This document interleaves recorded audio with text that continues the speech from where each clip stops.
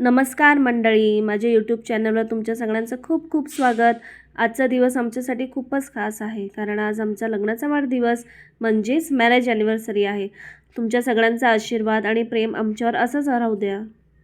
आजचा हा स्पेशल दिवस शांततेत साजरा करायचा होता, म्हणूनच आम्ही इव्हनिंगला महादेवाच्या मंदिरात जायचा प्लॅन केला।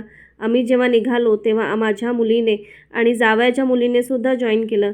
घरची लहान मुले सोबत असल्यामुळे दर्शनाचा आनंद आणखीनच दुप्पट झाला। आम्ही सगळे एकत्र महादेवाच्या मंदिरात गेलो आणि खूप छान दर्शन झालं।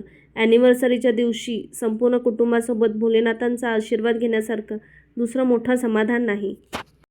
दर्शन झाल्यावर मुलांची गँग घरी गेली आणि मग मी आणि माझ्या मिस्टरांनी मस्त बाईकवर एक राईड मारली। छान गार वारा सुटला होता आणि खूप दिवसांनी अशी छान राईड करायला मिळाली। लग्नाच्या वाढदिवशी जुन्या दिवसांची आठवण ताजी झाली आणि खूप मजा आली। आणि मग जेव्हा आम्ही राईड करून आलो तेव्हा घरातल्यांनी आमचं खूप सुंदर स्वागत केलं। घरी आल्यावर आईने आणि जाऊबाईने आम्हा दोघांचं मस्त औक्षण केलं। औक्षण सुरू असताना आमचा छोटा तनू मात्र खूप जास्त एक्सायटेड झाला होता। त्याचं सगळं लक्ष तिथे ठेवलेला केक बॉक्सकडे होतं। तो कधी एकदा ओपन होतोय आणि कधी केक कापायला मिळतोय ह्याचीच वाट बघत थांबला होता।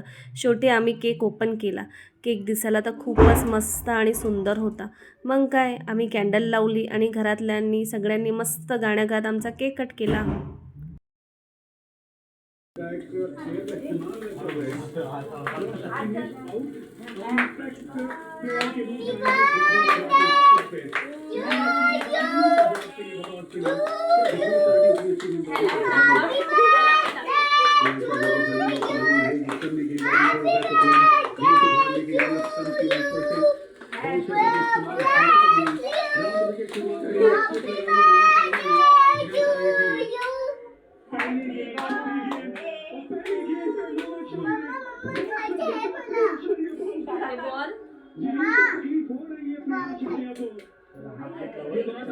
केक कापून झाल्यावर आम्हा दोघांसाठी खूप मोठं सरप्राईज होतं। घरातल्या तिघांनी एक एक करून आम्हाला खूप सुंदर गिफ्ट्स दिले। सगळ्यांचं गिफ्ट देऊन झाल्यावर माझी बारी होती। मी मिस्टरांसाठी संध्याकाळी खास चांदीचं कडं बनवून आणलं होतं। जेव्हा मी त्यांना हे गिफ्ट दिलं तेव्हा त्यांना प्रचंड आवडलं आणि त्यांनी लगेच ते हातात घातलं।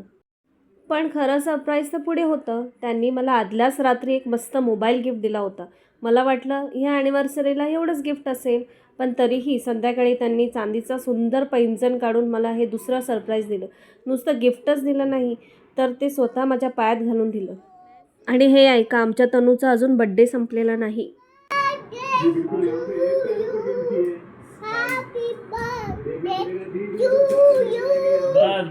आणि हे सगळं झाल्यावर शेवटी आम्ही सगळ्यांनी मिळून संध्याकाळी मस्त पाणीपुरीचा बेत केला।